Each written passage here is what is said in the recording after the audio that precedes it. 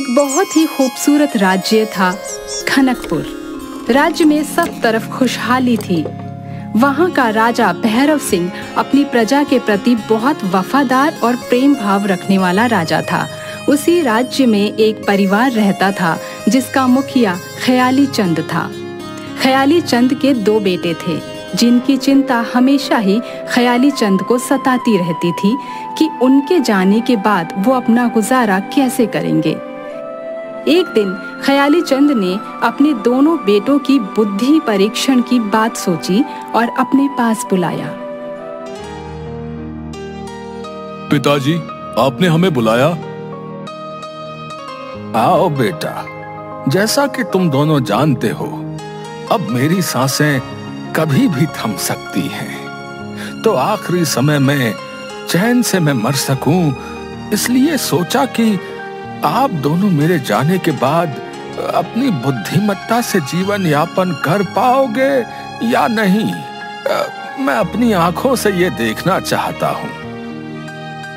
पिताजी, अगर आप बुद्धि परीक्षण या कुछ इससे संबंधित कार्य करने को कहोगे तो मेरा ख्याल तो मन से निकाल दीजिए, क्योंकि मैं तो अपनी पहलवानी में ही खुश हूं। और दिमाग का प्रयोग ना पिताजी, आप छोटे से जो बन पाए वो करवा लीजिए। और ये बोलकर चमन अपना मुद्गल उठाकर अखाड़े में जाकर व्यायाम करने लगा। बेटा रोशन, चंदन तो पहलवानी कर अपना गुजारा कर लेगा, लेकिन तुम्हारा क्या होगा? पिताजी, आपका रोशन ही तो है जो आपका नाम रोशन करेगा। मैं कोई छोटे मोटे काम नहीं करने वाला, राजा का सलाहकार बनूंगा पिताजी। अरे तुम इतने बड़े बड़े सपने देखना बंद करो भाई, हैं? और कोई काम सीखना शुरू कर दो ताकि कल को कोई तुम्हें लड़की दे सके और तुम अपने परिवार का भरण पोषण कर सको, समझे? पिताजी, बनूंगा तो मैं सलाहकार ही, चाहे कुछ भी हो। अच्छा ठीक है, तो फिर दो अपनी बुद्धि का इम्तिहान, ताकि मुझे तसल्ली हो जाए कि तुम राजा भैरव सिंह के दरबार में सलाहकार बनने के लायक हो। हाँ हाँ पिताजी, जो आप बोलोगे मैं वो करूंगा, कहिए आप। तुम्हें अपनी बुद्धिमत्ता साबित करने के लिए 3 पड़ाव पार करने होंगे, जिसमें सबसे पहले किसी समझदार लड़की से शादी करनी होगी। उसके बाद क्या करना होगा पिताजी? दूसरा पड़ाव पहला पड़ाव पार करने के बाद बताऊंगा, पहले इसे पूरा करो। जैसा आप कहें पिताजी। और घर से बाहर निकल जाता है। अब देखता हूँ बिना काम काज के शादी कैसे रचाता है, सब अकल ठिकाने आ जाएगी। इधर रोशन राज्य के एक जमींदार के खेत में काम कर रही कुछ औरतों को देखकर, अब आपसे एक बात करनी है, बहुत जरूरी। जी बोलिए, क्या बात करनी है? मेरा नाम रोशन है और मैं पास ही में रहता हूँ। आपसे शादी करने का प्रस्ताव रखना चाहता हूँ। शादी का प्रस्ताव? हाँ, आप क्या काम करते हैं श्रीमान? मैं राज दरबार में सलाहकार नियुक्त होने वाला हूँ। क्या? अपनी हालत देखो पहले, कुछ भी बोले जा रहे हो। राज दरबार में सलाहकार? चलो निकलो यहाँ से, हमें काम करने दो। बड़ा आया शादी करने वाला। और सब औरतें हंसने लगती हैं।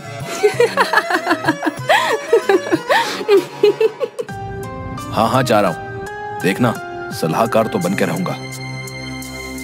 गजब की बेइज्जती कर दी। अब क्या करूं? कुछ और सोचना पड़ेगा।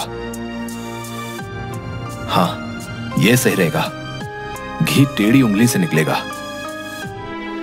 रोशन अपने एक दोस्त के पास गया जो उसी राज्य में जोहरी का काम करता था।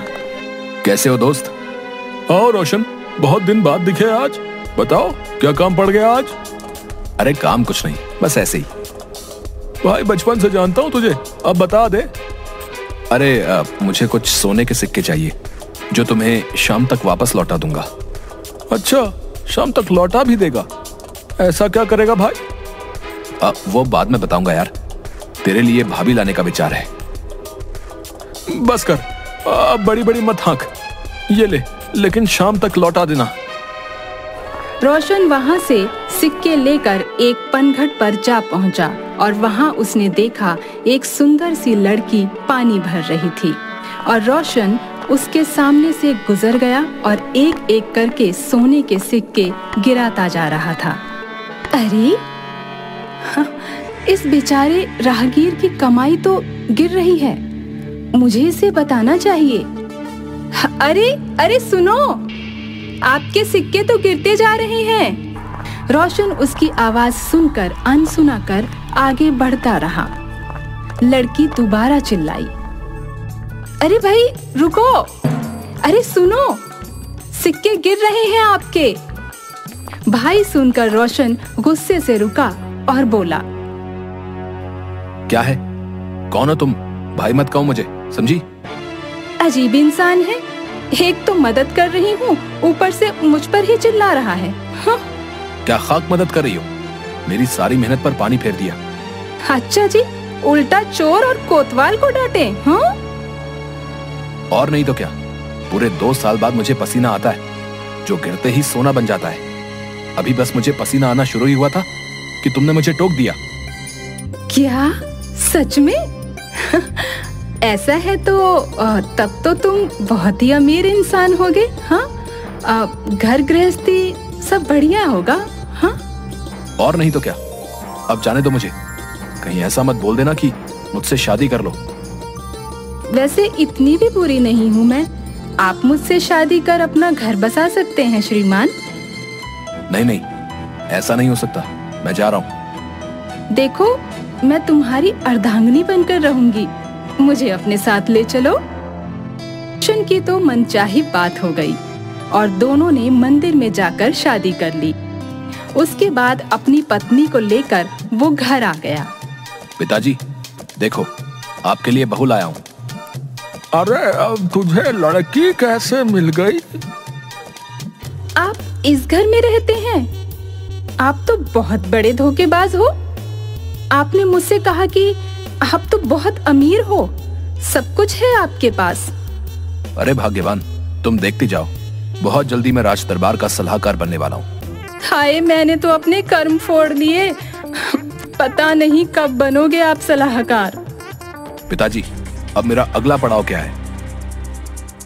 बेटा, पहले पड़ाव में तो तुमने लड़की को बहला फुसला कर शादी कर ली और पूरा कर लिया।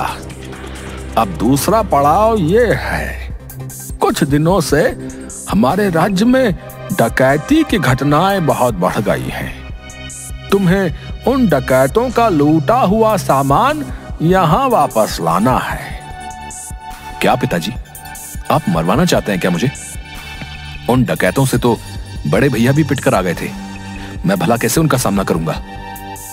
वो मैं नहीं जानता, तुम और तुम्हारा काम। रोशन पूरे राज्य में उन डकैतों के बारे में छानबीन करता है और एक दिन अंधेरे में घर वापस आते हुए शमशान घाट के पास कुछ आवाजें सुनाई दी। रोशन ने चोरी छुपे वो आवाजें सुनी। अरे उस्ताद, सबसे बढ़िया जगह है ये, लूट का सारा सामान यहाँ सुरक्षित है। दिन हो या रात, कोई नहीं भटकता यहाँ। सही कहा, भूत प्रेतों का डर तो लगा रहता है, लेकिन काम धंधा तो यहीं से चलेगा। अच्छा, तो सारे डकैत रात को यहीं रुकते हैं। अब माजरा समझ में आया। रोशन घर वापस आता है और अपनी पत्नी के साथ मिलकर कुछ सलाह करता है। अगले दिन सुबह जब ख्याली चंद मंदिर की तरफ निकल गया, तभी पीछे से रोशन की पत्नी ने रोना शुरू कर दिया और रोशन को जमीन पर लेटाकर ऊपर सफेद चद्दर डाल दी। अरे मेरे पति को क्या हो गया? अरे मेरे पति को क्या हो गया? अरे कोई इनका संस्कार करवा दो। मैं तो बर्बाद हो गई।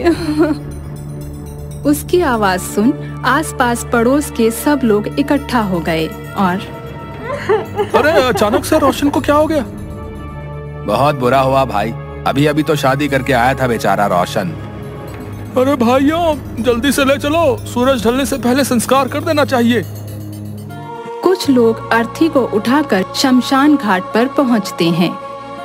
तभी रोशन की पत्नी कहती है, मेरे पति मरने से पहले बोलकर गए थे कि जो मेरा संस्कार करेगा उसका सत्यानाश होगा।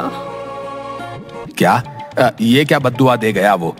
चलो भाइयों, हम लोग नहीं कर सकते इसका संस्कार। अजीब इंसान था। और सब लोग उसकी अर्थी को शमशान घाट पर छोड़कर भाग गए। उनके जाने के बाद उसकी पत्नी एक पेड़ पर जा चढ़ी। अंधेरा होने पर 5 डकैत वहां पर आए और शमशान घाट पर अर्थी देखकर, अरे ये क्या बला है, इस अर्थी का संस्कार क्यों नहीं किया किसी ने? उस्ताद पता नहीं, कोई अभागा लगता है जिसको अग्नि भी नसीब नहीं हुई। चलो फिर इसका संस्कार तुम लोग कर दो, जो सामान चाहिए लेकर आओ। उनमें से 2 डकैत जाकर सामान लेकर आते हैं और जैसे ही 5 डकैत उस अर्थी के पास आते हैं, पेड़ के ऊपर से आवाज आती है, जितने आपने कहा था पूरे उतने ही हैं। ये सुनकर अर्थी पर लेटा हुआ रोशन बैठ गया। मुंह पर सफेद चद्दर और शमशान में अर्थी सब देखकर डकैतों की हालत पतली हो गई। पूरे 5 होने चाहिए, जितने मैंने कहा था। हाँ हाँ, पूरे उतने ही हैं। ये कोई भूतों की माया है, अपनी जान बचाओ। सब डकैत आनन फानन में सब कुछ छोड़कर वहां से भाग गए। उनके जाने के बाद रोशन अपनी पत्नी से, आ जाओ भाग्यवान, पेड़ से नीचे आ जाओ, काम हो गया है। एक बात तो है, शादी मैंने चतुर और चालाक इंसान से की है। अब इतनी तारीफ भी सही नहीं है। चलो डकैतों का सारा सामान उठाओ और पिताजी के पास चलते हैं, वो चिंतित होंगे। पिताजी, आपका दूसरा पड़ाव भी पार कर लिया, अब अगला पड़ाव क्या है? बेटा, 2 पड़ाव पार कर तुमने साबित कर दिया है कि तुम सच में राज दरबार के सलाहकार बनने के लायक हो। अब तुम्हारा अगला पड़ाव राज दरबार में अपने आप को उचित सलाहकार साबित करना ही है। जाओ बेटा, मेरा आशीर्वाद तुम्हारे साथ है। पिताजी, आपके विश्वास को मैं कायम रखूंगा और जल्दी ही अपना यह पड़ाव भी पार कर लूंगा। उसके बाद रोशन राजमहल की तरफ निकलता है। महामंत्री जी, आज पूरे 2 माह बीत चुके हैं, लेकिन अभी तक कोई ऐसा समझदार व्यक्ति नहीं मिला जो हमारे राज दरबार में मुख्य सलाहकार के पद को संभाल सके। क्षमा महाराज, लेकिन कल एक आखिरी आयोजन है जिसमें महल के प्रांगण में मैंने प्रजा में से सलाहकार पद के उम्मीदवारों का आयोजन किया है, जिसमें हम कुछ बिना जहर के सांपों को वहां छोड़ेंगे। जो कोई निडर और साहसी हुआ तो किसी अच्छे तर्क के साथ हमारे लिए उचित उम्मीदवार होगा महाराज। कल इसका फैसला भी हो जाएगा महामंत्री। सभी उम्मीदवार खुले मैदान में खड़े हैं, जिसमें रोशन भी शामिल है। मैदान के पीछे एक दीवार है जिसे कोई भी आसानी से फांद सकता था। ऊंचे मंच पर महाराज भैरव सिंह और कुछ मंत्रीगण विराजमान हैं। योजना अनुसार मंत्री जी ने भीड़ को देखकर सपेरे को सांप छोड़ने का आदेश दिया। अरे सांप, भागो!